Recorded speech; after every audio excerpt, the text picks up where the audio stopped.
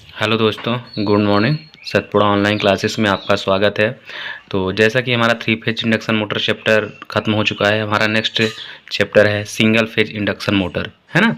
आज हम single phase induction motor के बारे में पढ़ेंगे कि सिंगल फेज इंडक्शन मोटर क्या होती है, सिंगल फेज इंडक्शन मोटर का प्रयोग हम कहाँ करते हैं, ठीक है। तो अगर देखा जाए तो मोटर हमारी दो प्रकार की होती है ना, एक आपकी डीसी मोटर होती है और एक कौन सी होती है, एसी मोटर, ठीक है। अब जो डीसी मोटर होती है तो इसका प्रयोग हम बहुत कम करते हैं, है ना, कम एचपी के लिए, लेकिन एसी मोटर जो होती है तो इनका हम प्रयोग ज़्यादा करते हैं, ठीक है। अब जो आपकी एसी मोटर होती है तो एसी मोटर को दो प्रकार में बांटा गया है। पहला होता है सिंगल फेज इंडक्शन मोटर, दूसरा होता है 3 फेज इंडक्शन मोटर, ठीक है। अब जो आपकी सिंगल फेज इंडक्शन मोटर होती है तो इसका प्रयोग कम एचपी के लिए करते हैं और इसका उपयोग जैसे हम घरेलू कार्य, है ना, घरेलू कार्य, है ना, जैसे जो हमारा सीलिंग फैन वगैरह लगा रहता है, ये सब हमारी कौन सी होती हैं, सिंगल फेज मोटर होती हैं, ठीक है। लेकिन जो हमारी 3 फेज मोटरें होती हैं इसका प्रयोग हम सबसे ज़्यादा करते हैं, है ना, और ज़्यादा एचपी के लिए करते हैं, जहाँ हमें जैसे औद्योगिक क्षेत्र हो गए, इंडस्ट्रियल एरिया हो गई, कंपनियाँ हो गई, है ना, वहाँ पर हम किसका प्रयोग करते हैं, 3 फेज इंडक्शन मोटर का प्रयोग करते हैं, ठीक है। और एक रीज़न और होता है कि जो हमारी 3 फेज इंडक्शन मोटरें होती हैं वो हमारी सेल्फ स्टार्ट होती हैं, है ना, लेकिन जो हमारी सिंगल फेज मोटरें होती हैं वो सेल्फ स्टार्ट नहीं होती हैं, है ना। तो है ना, जैसे देखिए, जैसे घरों में जो हमारी मोटरें होती हैं, है ना, जैसे पंप हो गया, है ना, और ऊपर जो सीलिंग फैन लगा रहता है उसको परमानेंट कैपेसिटर मोटर बोलते हैं, है ना। लेकिन जब इनकी हम स्विच को ऑन करते हैं तो मोटर चल जाती है ना। तो ये तो सेल्फ स्टार्ट हो गई, है ना। लेकिन उसको सेल्फ स्टार्ट बनाने के लिए उसमें क्या लगाया जाता है, कैपेसिटर लगाया जाता है, ठीक है। मतलब क्वेश्चन भी आता है, अगर हमारे एग्जाम में क्वेश्चन आता है कि क्या single phase induction motor self start होती हैं, नहीं होती हैं, है ना।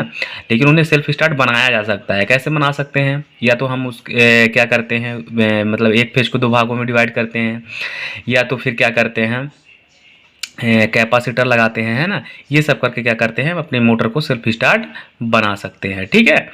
तो अब हम पढ़ेंगे कि सिंगल फेज जो मोटर होती है उसको सेल्फ स्टार्ट बनाने की कितनी विधियां होती हैं। तो पहली होती है हमारी फेज स्प्लिटिंग विधि, दूसरी होती है बाय कैपेसिटर मेथड, और तीसरा होता है शेडिंग पोल के द्वारा, ठीक है। अब 3 मेथड के द्वारा हम क्या करते हैं, अपन सिंगल फेज इंडक्शन मोटर को सेल्फ स्टार्ट बना सकते हैं, ठीक है। तो इसमें हम पहला नंबर पढ़ेंगे,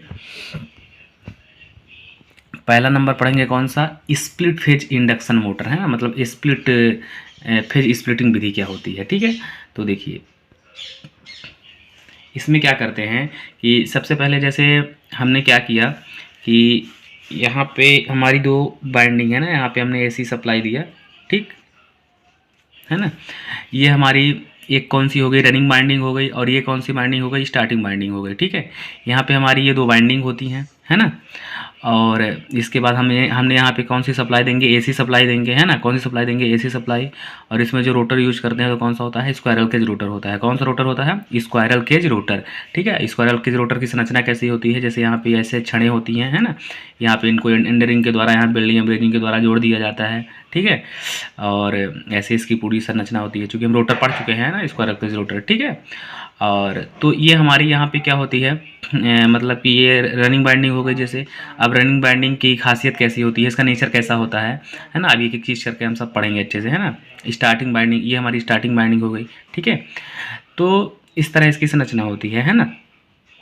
अब एक्चुअली होता क्या है कि यहाँ पे क्या है, ये इंडक्टर, है ना, क्या है ये, इंडक्टर। अब देखिए यहाँ पे जैसे हमारी ये दो बाइंडिंग हो गई, ठीक है। तो अब दो बाइंडिंग के बीच में, है ना, हमको अगर यहाँ पे रोटेटिंग मैग्नेटिक फील्ड अगर बनवाना है, ठीक है, तो मतलब इन दोनों के बीच का जो फेज डिफरेंस होता है तो सेम नहीं रखेंगे, है ना। मतलब जो इसका फेज डिफरेंस है, जो इसका है, तो दोनों को सेम नहीं रखेंगे। अगर हम सेम रखेंगे तो वहाँ पे मतलब घूमने वाला चुंबकीय क्षेत्र ना बन पाएगा, है ना। तो इसलिए हमें एक की कम वैल्यू रखना पड़ेगा, एक की ज़्यादा वैल्यू रखना पड़ेगा। अब ये हमारा क्या है, इंडक्टर। अब इंडक्टर हम जानते हैं कि जो इंडक्टर में धारा होती है वो क्या करती है, लैग करती है ना। और कैपेसिटर में क्या करता है, लीड करती है, ठीक, ये तो हम जानते हैं, है ना। अब यहाँ पे ये जो हमारी रनिंग बाइंडिंग होती है, तो रनिंग बाइंडिंग की खासियत क्या होती है, ये मोटे तार, है ना, मोटे तार के होती है और ज़्यादा गहराई वाले खांचे में स्थापित की जाती है, ठीक है। अब अगर मोटा क्या कहते हैं तार की होगी तो हमने फार्मूला पढ़ा है, कार समानुपाती 1/A अगर एरिया बढ़ेगी तो रेजिस्टेंस क्या होगा, इसका घटेगा, है ना। ठीक है, R/1 का पानी होता है, तो अगर एरिया मतलब मोटाई इसकी बढ़ रही है तो रेजिस्टेंस घटेगा। तो ये जो आपकी बाइंडिंग होती है तो कैसे होती है, प्रतिरोध कम और इंडक्टेंस उच्च इंडक्टेंस की होती है। इसलिए जो हमें रनिंग बाइंडिंग है ना। अब अगर हम यहाँ पे देखें इसका डायग्राम, ठीक है, ठीक है, तो अगर ये जो हमारी रनिंग बाइंडिंग है ना, ये वाली रनिंग बाइंडिंग, तो हमको क्या करवाना पड़ेगा, उच्च इंडक्टेंस वाली बनानी पड़ेगी, है ना। कितने वाली, उच्च इंडक्टेंस वाली बनवानी पड़ेगी। ठीक है, तो यहाँ पे हम देखते हैं कि जैसे मान लीजिए हमारा ये क्या हो गया, वोल्टेज हो गया। ठीक, अब यहाँ पे आपकी ये कौन सी हो जाएगी, स्टार्टिंग करंट। ठीक है, ये हमारी कौन सी हो जाएगी, रनिंग करंट, है ना। तो मतलब अगर स्टार्टिंग करंट और रनिंग करंट इन दोनों की वैल्यू को हम अगर सेम रखेंगे तो यहाँ पे घूमने वाला चुंबकीय क्षेत्र ना बन पाएगा, है ना। मतलब इन दोनों के बीच में फेज डिफरेंस क्रिएट ना हो पाएगा। इसलिए हमको एक की वैल्यू को कम करना पड़ेगा, एक की वैल्यू को ज़्यादा करना पड़ेगा, तब यहाँ पे क्या हो जाएगा, फेज डिफरेंस क्रिएट होगा। जब फेज डिफरेंस क्रिएट होगा, है ना, तब हमारी ये मोटर क्या करेगी, वहाँ घूमना स्टार्ट करेगी। ठीक है, तो ये सिस्टम होता है। ठीक है, अब ये जो हमारा होता है, अब थोड़ा सा हम यहाँ देखते हैं ना। अब हमें जो रनिंग बाइंडिंग है तो उच्च इंडक्टेंस वाली बनवानी है ना। रनिंग बाइंडिंग जो है तो क्या करना है, उच्च इंडक्टेंस वाली बनवाना है। ठीक है, तो ये जैसे मान लीजिए हमारा वोल्टेज हो गया।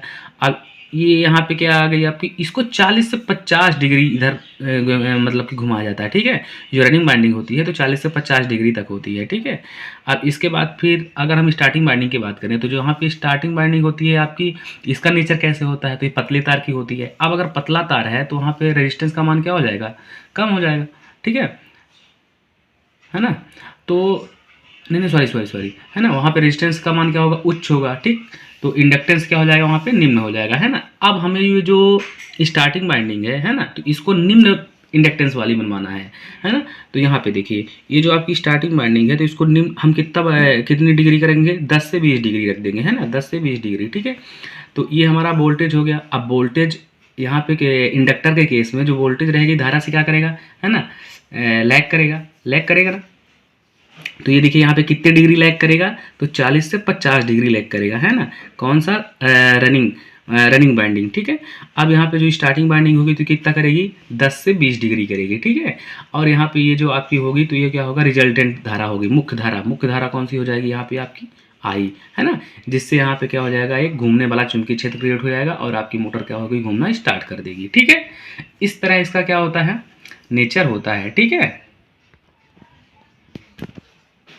अब ये जो आपकी स्प्लिट फेज इंडक्शन मोटर होती है तो 0.5 HP तक की होती है ना। ये क्वेश्चन यहाँ से आता है कितने HP तक की होती है, तो 0.5 HP तक होती है। इसका पावर फैक्टर कितना होता है, तो 0.3 से 0.4 होता है। ठीक है, अब अगर हम बात करें कि जैसे आपकी जो ये स्प्लिट फेज इंडक्शन मोटर है तो अगर चेंज रोटेशन डायरेक्शन, मतलब इसकी दिशा अगर मान लीजिए क्लॉक वाइज घूम रही है मोटर, हम इसको एंटी क्लॉक वाइज घुमाना है तो हम क्या करेंगे, तो इस मोटर की जो रनिंग अथवा स्टार्टिंग बाइंडिंग है ना, ये जो रनिंग बाइंडिंग है और ये जो स्टार्टिंग बाइंडिंग है, ठीक है, इनके संयोजन की दिशा क्या कर देंगे, चेंज कर देंगे। ठीक है ना। स्टार्टिंग और रनिंग इनकी दिशा जो है तो हम क्या कर देंगे, चेंज कर देंगे। ठीक है, मतलब कनेक्शन को उल्टा कर देंगे। ठीक है, तो क्या हो जाएगा, हमारे मोटर की घूर्णन दिशा चेंज हो जाएगी आराम से। ठीक है, अब अगर हम बात करें कि ये जो आपकी स्प्लिट फेज इंडक्शन मोटर होती है इसका हम यूज कहाँ करते हैं, तो इसका यूज जैसे हमारे छोटे पंप हो गए, ग्राइंडर हो गए, है ना, बोर्डिंग मशीन हो गई, इन सभी में इस मोटर का क्या करते हैं, हम प्रयोग करते हैं। ठीक है, तो ये हमारी क्या थी, सिंगल फेज इंडक्शन मोटर, है ना। अब थोड़ा सा हम एक बार और देख लेते हैं। तो इसमें पहला नंबर हम आज कौन सा पढ़े हैं, phase splitting method. Phase splitting method क्या होता है ना, इसमें हमें क्या करना होता है कि एक वाइंडिंग को दो भागों में डिवाइड करना होता है, एक स्टार्टिंग हो गई, एक रनिंग हो गई। स्टार्टिंग क्या होती है, स्टार्टिंग वाइंडिंग में क्या होता है, क्या कहते हैं, मतलब पतले तार और कम खांचे के लिए गहराई कम स्थापित की जाती है तो प्रतिरोध क्या हो जाता है, उच्च। इंडक्टेंस क्या होता है, निम्न, है ना। तो इसलिए हमें निम्न इंडक्टेंस वाली बनानी पड़ती है। ठीक है, और इसका जस्ट इसके अपोजिट हो जाता है। ठीक है, इसमें रोटर कौन सा प्रयोग करते हैं, तो रोटर हम प्रयोग करते हैं स्क्वायरल केज रोटर। इस स्क्वायरल केज रोटर की बनावट कैसी होती है, ये चीज़ें हम सब अच्छे से पढ़ लिए हैं। ठीक है, तो ये हमारी कौन सी थी, स्प्लिट फेज इंडक्शन मोटर। ठीक है, अब कल नेक्स्ट हम कौन सा पढ़ेंगे इसके बाद, कैपेसिटर मेथड द्वारा। ठीक है, कौन सा पढ़ेंगे, हाँ, जैसे यहाँ पे एक ये CFC स्विच है ना। CFC स्विच का पूरा नाम क्या होता है, सेंट्रल फ्यूगल स्विच, है ना। इसका हिंदी नाम क्या होता है, अभिकेंद्री स्विच। ठीक है, इसका काम क्या होता है, तो इसका काम ये होता है कि जैसे हम इधर से AC सप्लाई देंगे, ठीक है, तो हम जब AC सप्लाई देंगे तो ये हमारी मोटर यहाँ पे स्टार्टिंग बाइंडिंग है, स्टार्टिंग बाइंडिंग के सीरीज में ही लगी रहती है, कौन सी, सेंट्रल फ्यूगल स्विच। ठीक है, अब जब हमारी मोटर की स्पीड कितनी हो जाएगी, समथिंग 75% हो जाएगी, है ना। कितनी 75% हो जाएगी। तो ये जो सेंट्रीफ्यूगल स्विच है तो यहाँ से क्या हो जाएगी, ओपन हो जाएगी। क्योंकि हमारे यहाँ पे स्टार्टिंग बाइंडिंग का काम क्या होता है, केवल मोटर को स्टार्ट करना, इसके बाद ये ओपन हो जाती है और हमारी मोटर रनिंग बाइंडिंग में क्या रहती है, रन करती रहती है। ठीक है, तो यहाँ पे होता क्या है एक्चुअली कि जब हमारी मोटर की स्पीड 75% हो जाती है तो ये जो सेंट्रीफ्यूगल स्विच यहाँ पे सीरीज में कनेक्ट है तो ये ओपन हो जाता है। क्या हो जाता है, ओपन। जब ये ओपन हो जाएगा तो स्टार्टिंग बाइंडिंग भी ओपन हो जाएगी, है ना, चूँकि इसकी सीरीज में लगी हुई है। तो हमारी जो मोटर है तो रनिंग अवस्था में, है ना, रनिंग बाइंडिंग अवस्था में रनिंग करती रहती है। ठीक है, तो ये सीएफसी स्विच का काम होता है। सीएफसी स्विच का पूरा नाम सेंट्रीफ्यूगल स्विच होता है। ठीक है, तो थैंक यू दोस्तों, है ना। हम नेक्स्ट वीडियो में हम पढ़ेंगे कैपेसिटर मोटर, है ना, उसके प्रकार। अब थोड़ा सा अगर हम देख लेते हैं कि परमानेंट कैपेसिटर मोटर। अब यहीं पे अगर हम इस सेंट्रीफ्यूगल स्विच को हटा देंगे और यहाँ पे क्या लगा देंगे, कैपेसिटर। क्या लगा देंगे, कैपेसिटर, तो हमारी क्या बन जाएगी, परमानेंट कैपेसिटर मोटर बन जाएगी। क्या बन जाएगी, परमानेंट कैपेसिटर मोटर। ठीक है, जो कि नेक्स्ट वीडियो में हम अच्छे से पढ़ेंगे उसके बारे में।